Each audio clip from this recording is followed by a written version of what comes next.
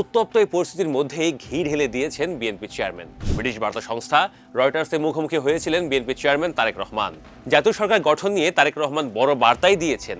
কোনো রাগ ঢাক না রেখেই জামায়াতে দেওয়া জাতীয় সরকার গঠনের প্রস্তাব নাকচ করে তিনি বলেছেন, তাদের সঙ্গে কিভাবে জাতীয় সংসদে সরকার হবে, তাহলে সংসদে বিরোধী দলে কারা থাকবে। এর বাইরে তারেক রহমান বলেছেন, জানি না তারা কত সিট পাবেন, তারা বিরোধী দলে থাকলে ভালো করবে। তারেক রহমানের এমন স্টেটমেন্টের ঠিক 2 মাস আগে ডিসেম্বরের শুরুতে জামায়াত আমির শফিকুর রহমান বলেছিলেন 200 আসন পেয়ে নির্বাচিত হলেও জাতীয় সরকার গঠন করবে তার দল, আর সেই সরকারে তার প্রধান প্রতিদ্বন্দ্বীদেরও রাখতে চায়।